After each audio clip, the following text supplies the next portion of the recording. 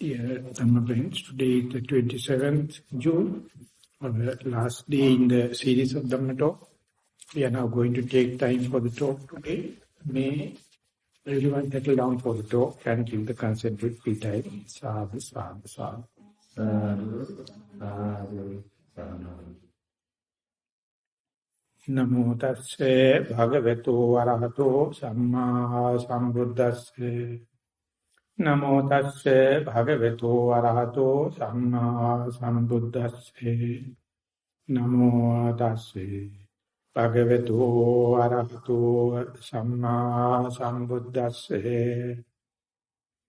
Ida bhikkave bhikkhuno vedana suvedananupassī virati pātāpi sampajāno satima vinaya loke abhijjādo manassaṅ.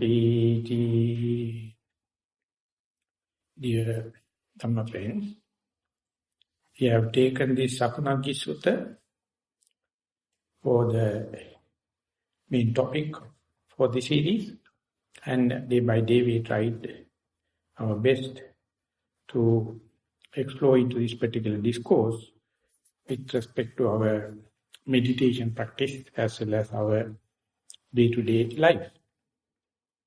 And whereby the Buddha giving as far as we are wandering in our proper domain and secure domain, we are being protected.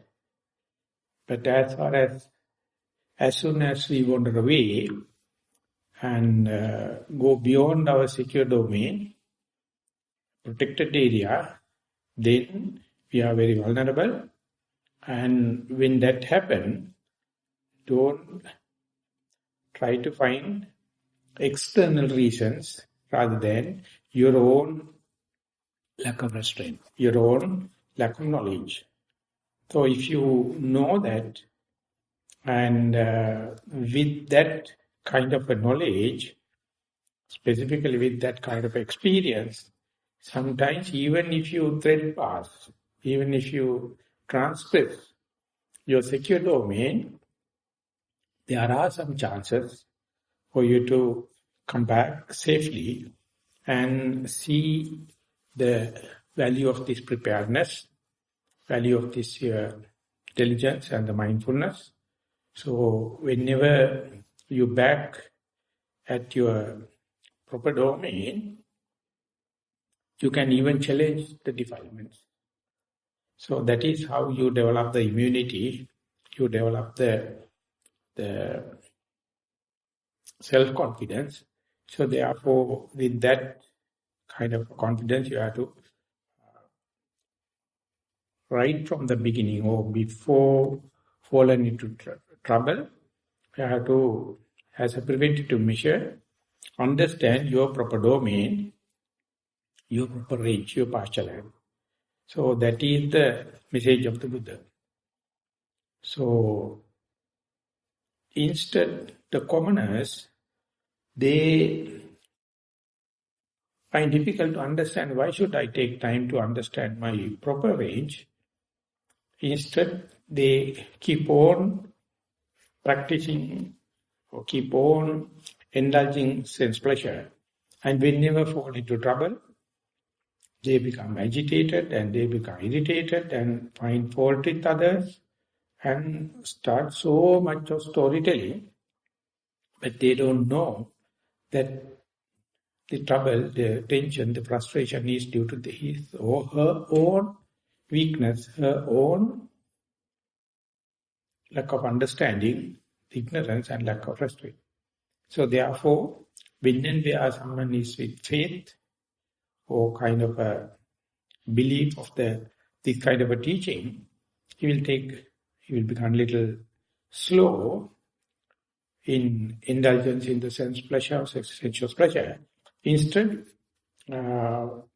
innocent enough or honest enough to take time for this understanding of proper domain, proper range. And after giving this example, the Buddha is asking what is the dangerous zone or insecure area, that is the indulgence of the five senses, seeing, hearing, smelling, tasting and touch, or over indulging on your eye, ear, nose, tongue and the body. Instead, what is the proper domain, what is your heritage, where you are secured, that is four foundation of mindfulness, starting with be mindful on your body as a corporeal part or concrete part of your being. So whenever you at home, whenever you with your body posture, you are secure. So when and where you maintain or you protect, make sure I am mindful on my body, in return, Dhamma will protect you. So that is what you call Dhammo Ave Rakhati Dhammachari. When and where you are mindful and when and where you are protecting mindfulness, in return, mindfulness will protect you. And body is the object. Body is the pivotal point. Body is the assembly ground when there is a fire. Or it is the benchmark. It's the primary object. So when and where you focus or advert your mind, avenue your mind to keep the mind face to face with the body, so you may understand it needs so much of energy, it needs so much of direction and so much of clear comprehension. Otherwise, naturally, mind is never happy to be with the body. It's a fact. So knowing that, you must have ardent energy, atapi, and clear comprehension, sampajano, and satima, be mindful to restrain your mind, restrain your attention to the body. Whenever mind is with the body, even for a beginner, or even it happens in your life for the first time, it's a quite verifiable experience. So, being mindful on your body and verifying the same thing, it's exactly appear like same, but it's complete two different things. You can be mindful, but still you don't know. Next time you will be mindful and you are verily know, I am with my body. So that is the point we can say, sati and knowledge about sampajanya, know I am with the body. That means you know it is not wandering about, it is not daydreaming, it is not fantasizing, it is not with the past, not with the future, not with other places, not with other people like. Lot of ways to verify it. So whenever the beginner starts, he or she usually try to keep the mind within the body, but the verification comes after very long time. Once he or she listen to Dhamma talk and understand the value of verification and how to report it, they are happening only once you mechanically become mindful. And whenever you know this, just being mindfulness is not enough. On top of that, I have to verify it. For that verification, I must have appreciation. I must have appreciation of that very thought. And that is the point where the frills and thrills come into being. You feel contented. You feel happy because you are appreciating your very experience. So when and where the mind is with the body, with time, you may develop kind of an inquiring mind as to check whether mind is cheating you, it's sleeping, or it's fantasizing, telling that I am in the body, or it's mind making, or really am I in the mind, in the body. So with trial and error, one day you will understand. I am with the body because so and so. I am sitting because I am not walking, say, standing, lying down, I am sitting. I am in the breath because I know When the in-breath happens, no, out-breath cannot happen. So I verily know in-breath I am in, but not in the out-breath. Not in hearing, seeing. Likewise, a lot of ways can't know. So when and where that happens, that appreciation is leading further to let you understand the intrinsic features, intrinsic characteristic, the personal characteristic of that particular object you are face to face with. Whenever you are face to face with in-breath and out-breath, in-breath, then you know it is not out-breath. You know it is not rising and falling. You know it is not hearing. You know it is not thinking. You know it is not pain. So likewise, you try to delimit it, so that it is a scientific thing. So in the present day educated crowd, that can be taught, that can be explained. So this is the way you appreciate the very thought moment, the mindful thought moment. See the characteristic features by shape or the manner of the particular object, so that now mind is going to penetrate into that particular object. That is called rubbing against the object. That is called closely associating with the object. So that is called immediacy with the object. So this is always there, but if you are not appreciating, you will be just superficially be with the object, but you do not know how to verify it. So therefore, on top of that, just being face to face, you have to associate very closely. So that very association gives further protection. Whenever you try to see these individual characteristics, personal characteristics, shapes and the manner of the object, even the flies come and rest on your body, even the thought happens, even the sound happens, even the pain happens, your mind is fully occupied, fully close to face. Therefore, they become null and void. That's a kind of a byproduct of your immediate association with the object, close association with the object, and proximity to your object. So now you must understand how to promote it, how to facilitate it, go deep and deep into more and more shapes, more and more manners. So that indicates you are ready to accept the changes of the object. You are ready to accept the evolution of the object. Otherwise, when the manner is going to change, you will get discouraged, thinking that mind is now wandering off. Mindfulness is not so sharp. Concentration is not so sharp. But with the appreciation, if you are welcoming different manners and the different shapes, that means you are making mind very open. And even the object evolves,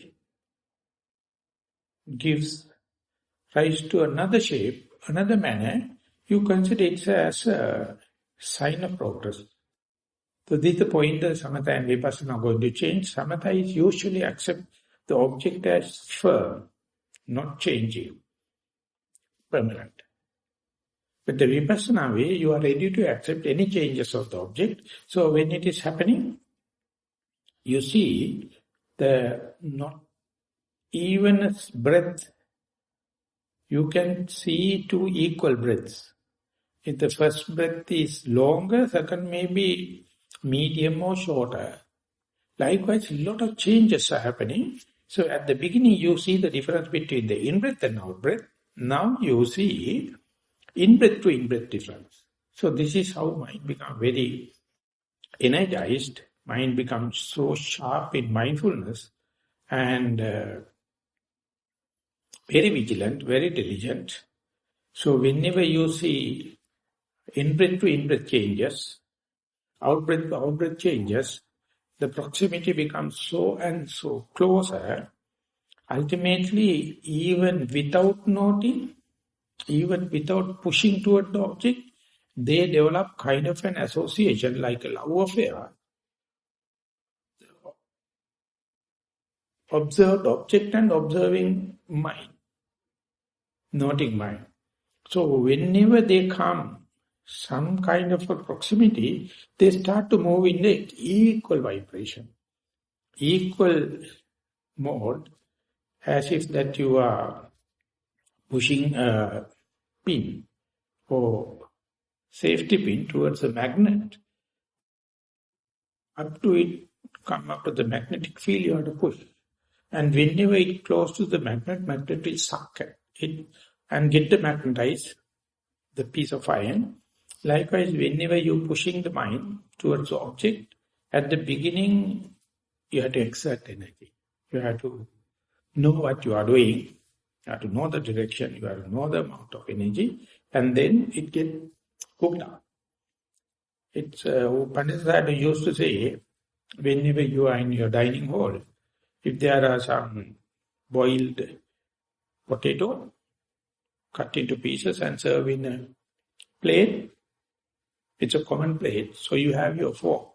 You know which piece you are piercing and which angle, how much pressure you have to put. You have to just hit the plate with the fork, then nothing will happen. So you have to keep it there and push it in such a way, now you know it is piercing into the piece of the potato, and when you now take the fork, it comes with the piece of potato. If it is not going into the not piercing into the potato, verily you know. And that can be verified when you take the fork, only the fork comes. So therefore you must understand, when you are applying the energy, or otherwise if you are sticking a safety match with a stick, and you must know the angle, you must know the pressure. Then only the spark will happen. So likewise, whenever the particular object avenue with, when you pushing it towards, you feel it. Now it is going deep and deep into the object, and after a while, the object and the mind, they come together. Whenever that happens, you feel both of them are moving equally. When you change the fork, potato piece of potato also changing. When you change the piece of potato, fork changes. So likewise the connection happens. That means the fork and the piece of potato got together. So the whole rest of the world is completely out of you. The tension and the frustration pertaining to the rest of the world completely out. If at all any little bit of tension, that is only pertaining to the piece of potato. So that means you are reducing your world of tension and world of frustration to a known peace. So you must entertain it. You must find a reason to be glad. I am happy because I know the amount of tension. I know the amount of frustration. That is also one of my selection. So that is how you appreciate your body. That's how you appreciate the in-breath. That's how you appreciate the out-breath. And when they happen, the piece of potato becomes tamed and docile to the fork.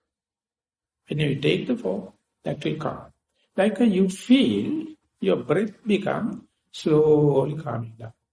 And when that happens, mind also slowly calming down. When that happens, the whole body becomes slowly calming down. So much so it is up to the Kaya-anupassana. Passambayam kaya sankarang asasi samiti sikkati. Passambayam kaya sankarang asasi samiti sikkati. That is the fourth stage of the Kaya-anupassana. You feel everything is settled down. And then the Buddha says, Ida bhikkave bhikkhu, bhikkhuno, vedanasu vedananupassi vedati atapi sampajano satima. Vinaya loke abhijja doranasa.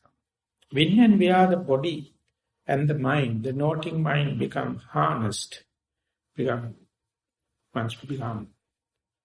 working together in the same RPM, same vibration, you feel now your task is finished.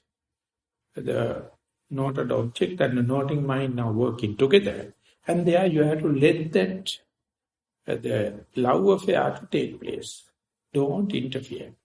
Most of the parents are interfering in children's love affairs. So that is why they are hating parents. So whenever the girl finds the boyfriend and the boy finds the girlfriend, they become a little distant from the parents. And in Sri Lanka it is worse.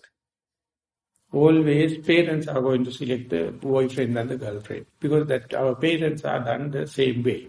They have done with the horoscope and all the kind of things, so they think the parents must be. But the Buddha is giving kind of a love affair, kind of a radical way. But in my personal case, it was a failure, sorry. But I am telling the normal common sense. I tried number of girls, but it was a failure, otherwise I cannot be a monk. It's a good... Anyway, when that affair is starting, then you start to feel thrills and thrills. Because you feel the object become docile. Object become calm down. And it is like cutting a piece of butter with a heated knife, so you can feel the cut. So likewise, the association with the breath happen, then the frills and thrills going to start. So while this frills and thrills happens, there are some very organic changes of the objects also take place. That means that particular person must understand not only associating the in-breath and the out-breath, while associating, verily open, verily diligent to see what kind of changes happening within the in-breath to in-breath, and out-breath to out-breath. So that in the meditation jargon, it says at the beginning you see personal characteristics, individual characteristics, intrinsic characteristic of individual object, that is called reductionism. In order to pierce into one single object, you have to forget about the rest of the world. You have to utterly 100% be face to face with that particular object. There you discreetly know, this is the object I am associating, not the rest. But immediately after, it change from the in-breath to out-breath. It is not your conscious decision, it is natural phenomena. Immediately you develop the relationship with the out-breath. So much so you forget about the in-breath, and you now see individual characteristics or intrinsic characteristics of the out-breath. So that is called reductionism. More and more you come close, immediate and vigilant, the discrete difference between in-breath and out-breath start to disappear. Now you are going to see the common characters of the in-breath as well as the out-breath. So that change is the part often yogis develop the nauseatic feeling, allergic reactions, lethargic, boring, monotone. Earlier you see black and white difference, but when you come closer and closer, everything becomes grey. Everything you understand, in-breath also have a starting point, middle and the end. Out-breath also have beginning, the middle and the end. In-breath also kind of a vibration, out-breath also vibration.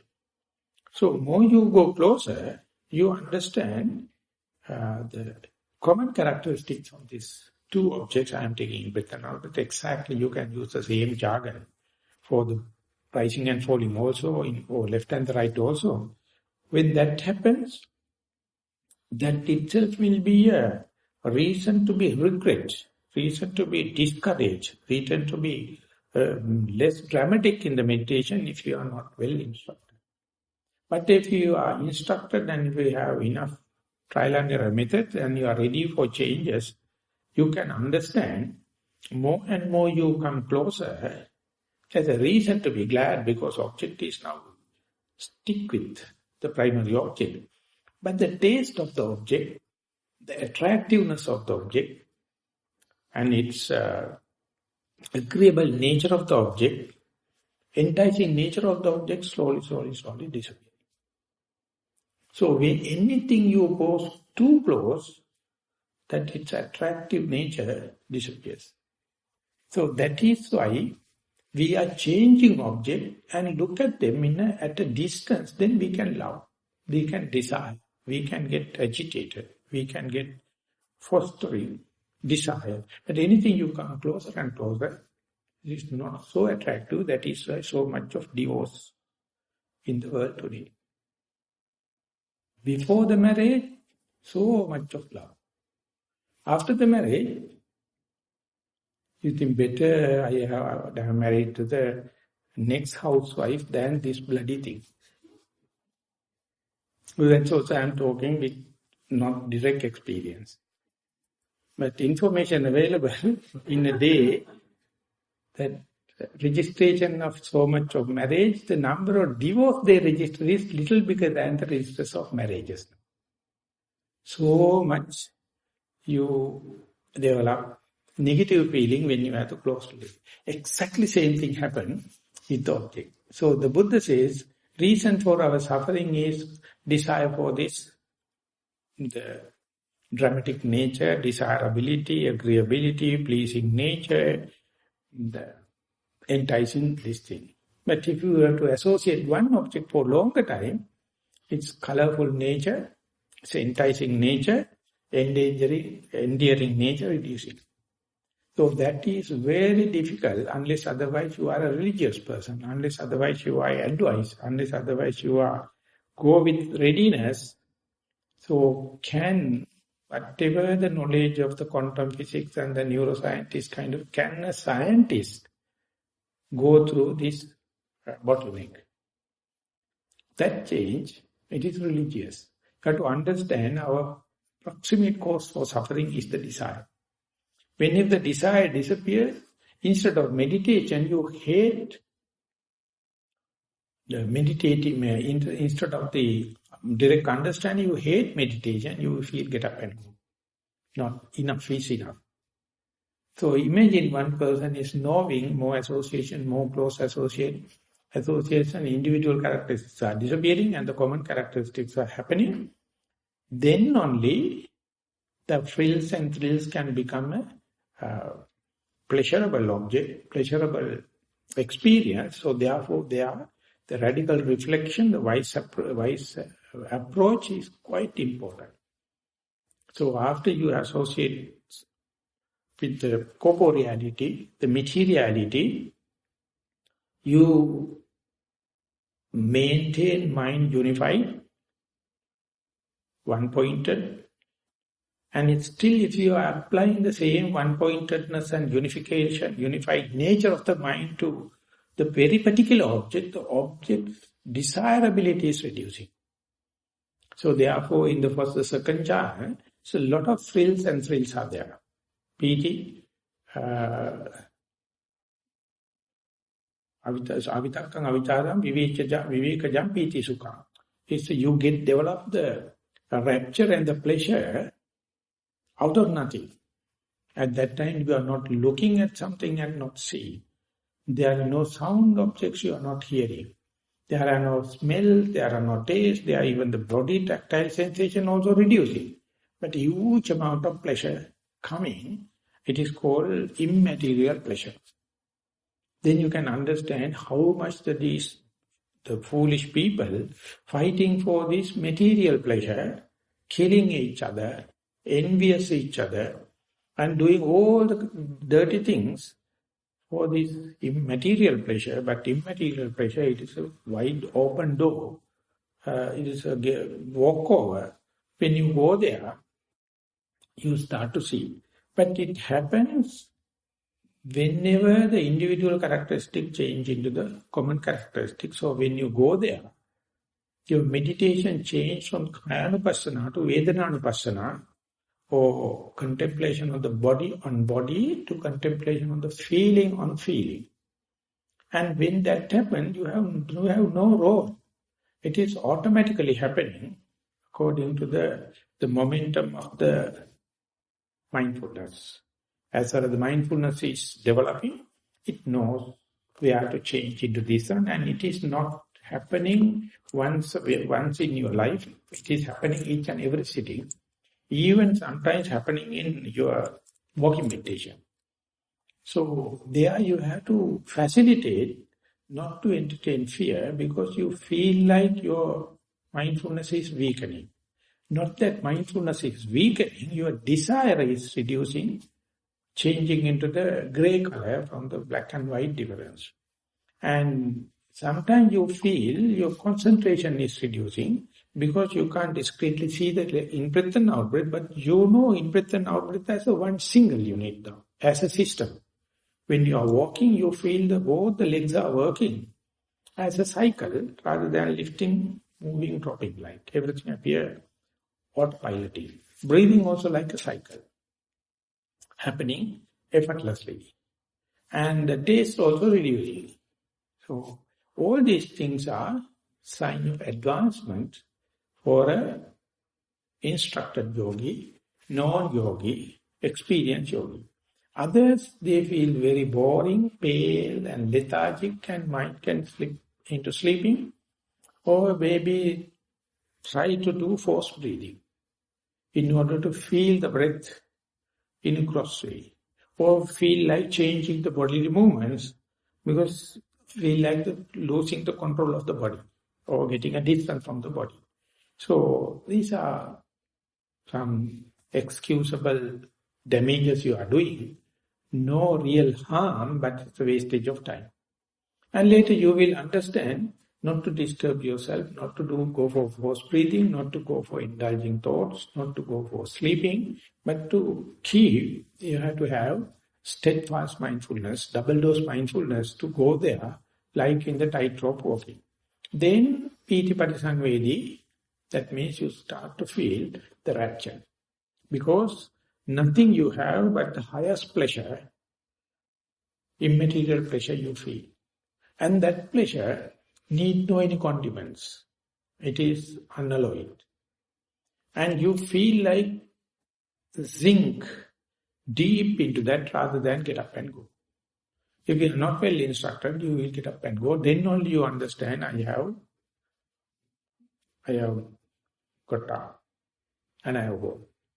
So when that happens, the deep layers of rapture change into the pleasure, and there you find, as far as my will, my volition, my conceit, my desire is there, the meditation will be disturbed.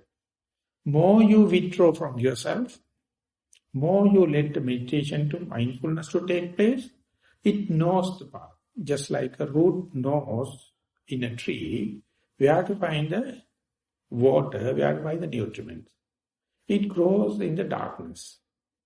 But by looking at the foliage, you can understand the tree is growing. No one is teaching the roots to find a nutriment. It knows. So therefore, roots never grow straightforward.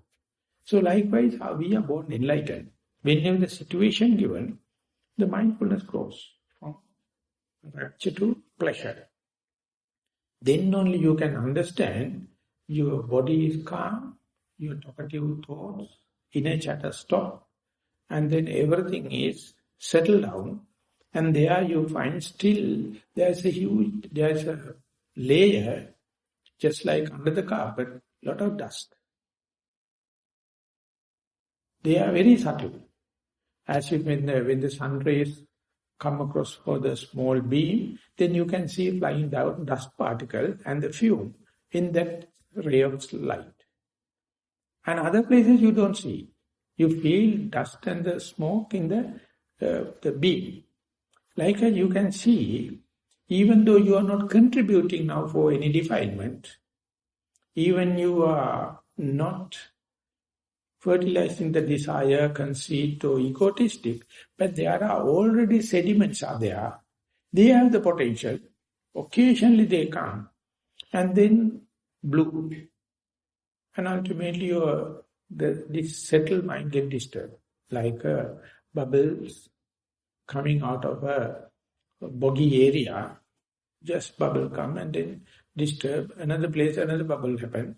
Likewise, there's a living system, and underneath chitta sankhara. The body and the verbal party go. Now it is settled out, and then you can see mind is working. So in Bahrain, Massachusetts, they have put 2 sets of people into the functional MRI scan. One set allowed to sleep, other set waking and seeing, hearing some kind of activity within the machine. But mind is concerned, sleeping mind as an active mind, no difference. Exactly the same amount of energy they are burning, active. So even in the sleep, our mind is working. Even if when you are calming down the verbal activities and the physical activities by meditation, you can see mind is working. And now you are looking at your own mind. You will never recognize this as my mind. There you see hallucinations. You can see visual projection. You can see sounds, have smell, taste, contacts and kind of thing. So each and every signal appearing, you label it according to your value system, according to your likings and disliking, then you start storytelling. When and where you try to recognize, when and where you try to put a label, when and where you try to put a name, you get hooked up. So they are the artists. Don't let the cognition to be recognized. Let it stop at cognizing level. Don't recognize. So that is the deep secret the Buddha is teaching.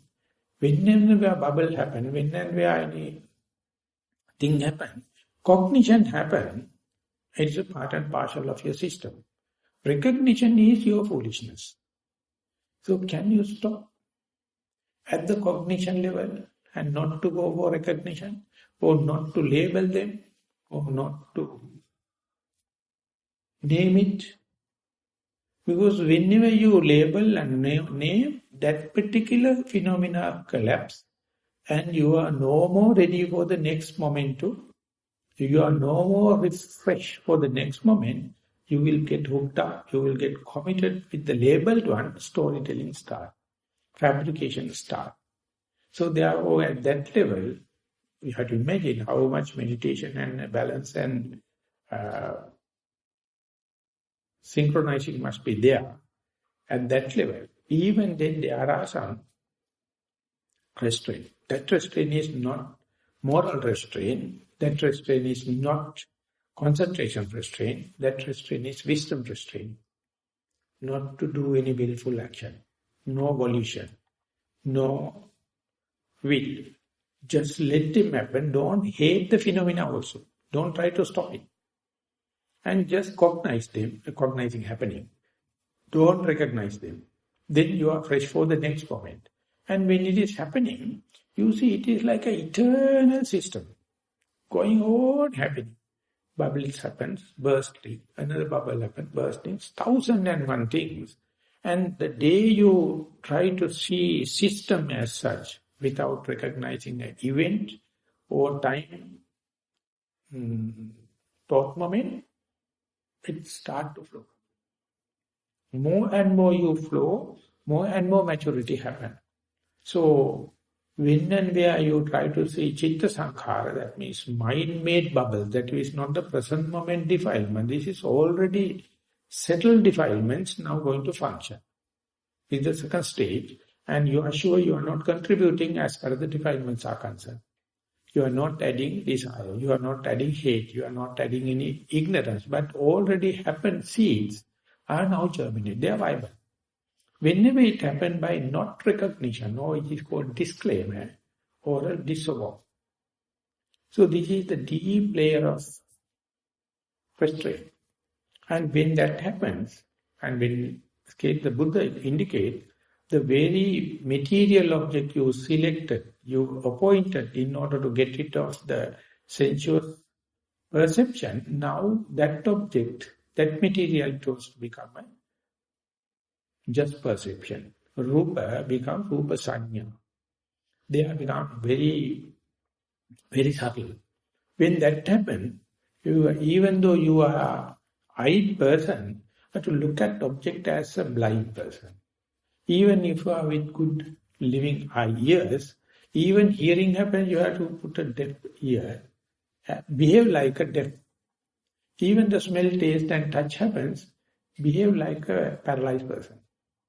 Even the knowledge is there to say this is good and bad, behave like an idiot.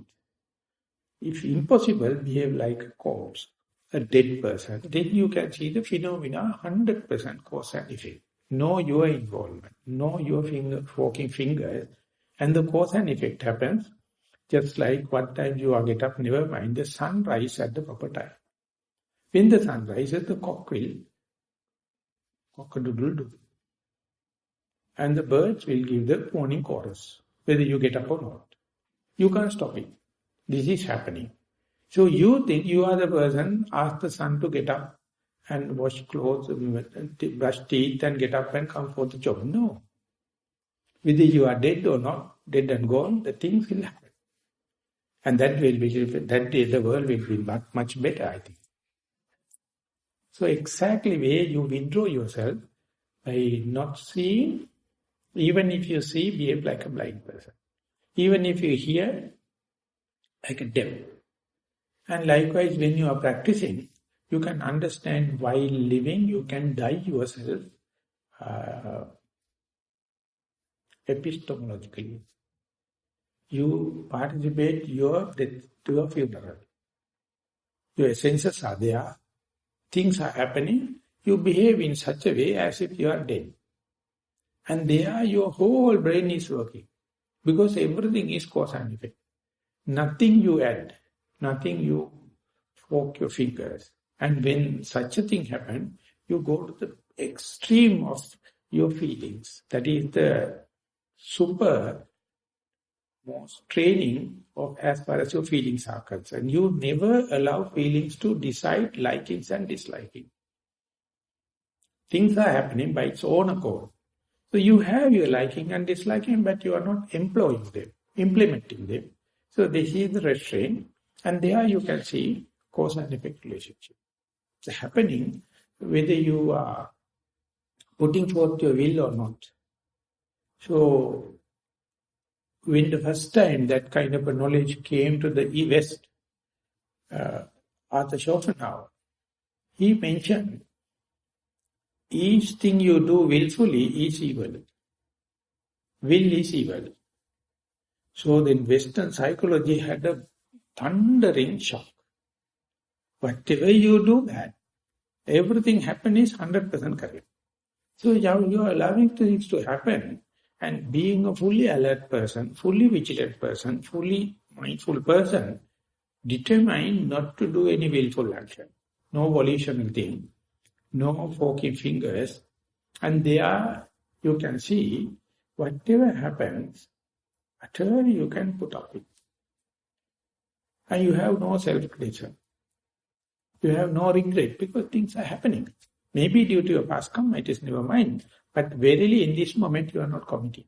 So when Arthur Schopenhauer explained this will is evil, the Western psychology, they told he is nihilistic, he is negative, he is putting this whole life from the negative point of view, destructive point of view. And then Friedrich Nietzsche, even further, he whacked everything. And the Buddha, for the Buddhist, Buddha says, Sabbe Sankhara Dukkha. Sankhara means your willful action. Sabbe Sankhara Dukkha. Anything you do, you are aggravating suffering. So when can you stop? At least temporarily, your physical action, verbal action and mental. So physical, verbal, by that time you must be calm down. And now you are training your mind in terms of feeling, not to have likings and dislikings. Let the things happen. And when things happen, you are utterly observant. You are utterly observing the beginning, the middle and the end. And you see, I am not changing, I am not adjusting, I am not putting my likings and disliking. Then you get a kind of a distance from the tension and the frustration in total. So far you have got little leave from the tension and frustration pertaining to the body and the talk, verbal. But now you are learning the art, how to withdraw your mind while things are happening, not to get emotionally dragged on, taken you for a ride. Just try to be understand. So even a split second of that kind of an experience, you are try to understand, even if you are presently not contributing to the defilements or any kind of thing, under the carpet, you have a kind of a likings and disliking working. It is predestined. It is already decided according to your personality.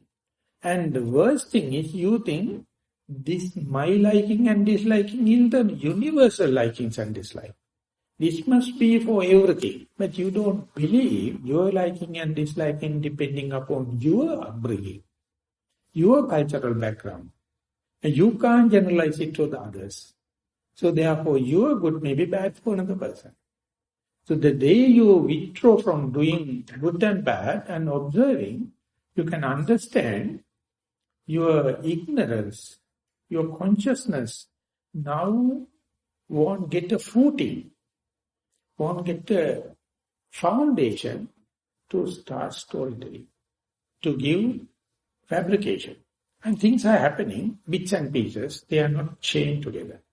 So much so it is weak. When they get chained together, trained together, then the momentum starts. So there you can nip it at the butt level.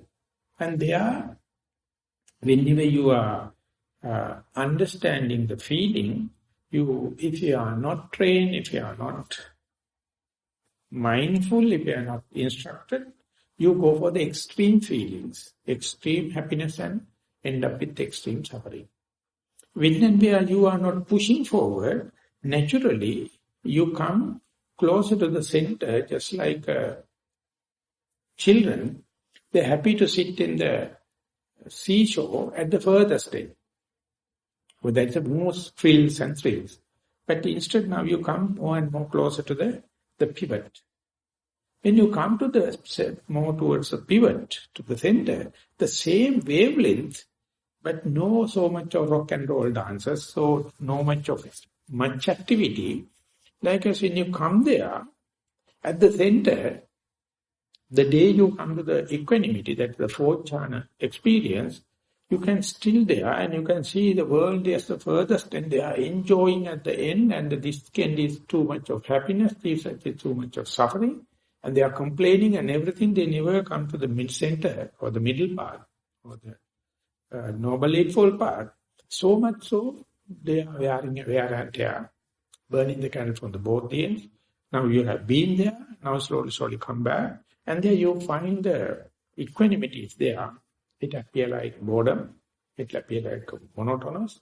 But anyway, you can feel their wavelength, but you are not much with amplitude of the wave.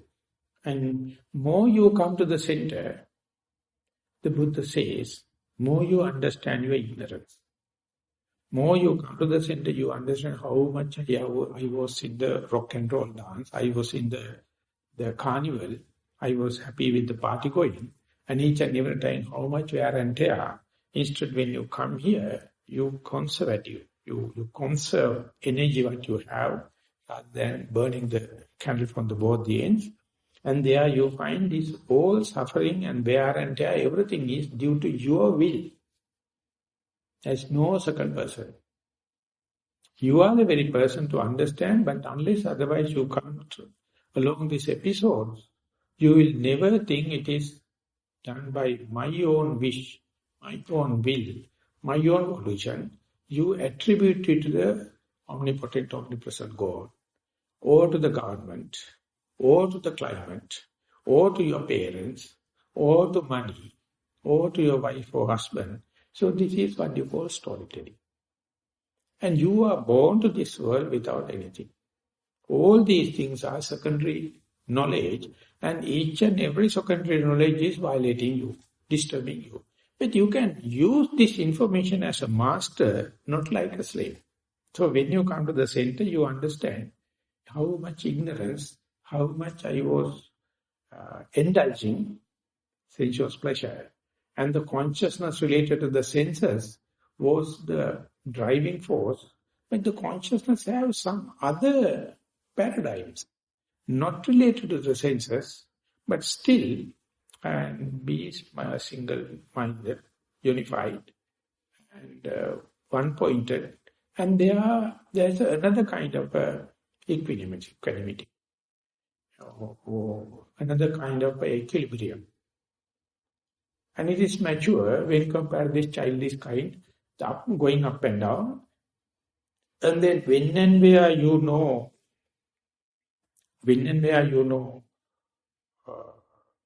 your ignorance, that is what the Buddha called as knowledge. Your knowledge is to understand how much I am ignorant. So he says, whenever you come to the center, each and every action, by every kind of a contribution, you understand how much I am ignorant, how much I am harming myself. And there's no second person. There's no second thing. Only my ignorance and my desire. And when and where you understand, it is naturally you become restrained. And that understanding is Buddha called the knowledge. He says the understanding, coming to the equilibrium, coming to the center, is the path. What is called medium path. When you come to the medium path, you find how much I was creating suffering to myself as well as others. Try to get the lion's share. Try to be one-upmanship. And try to be better than anyone, kind of understanding. And when and where you understand your ignorance, usually it is appeasing, calming down. And that understanding is called the knowledge or understanding. It is, you can't buy that understanding in the supermarket. You can't crystallize that understanding. Only by your understanding your ignorance, you must be loved. You must be happy to understand your own ignorance. But please don't try to understand others' ignorance. It is not. We take examples, sure. But then it will become sarcastic. It will become irritating others. So therefore, it is not the idea of looking down at others. But they are the external way of understanding ignorance. But you have to internalize it and see, each and every time I do, there should have a desire. There should have a conceit. There should have an egotistic idea. Otherwise, no motivation. Motivation comes out of these three. Anything you have done, willful action, volitional action, do out of these three motivation. But in the life, there is another part. Without a motivation, happenings. Breath is happening. Sun and the moon is moving, it is happening.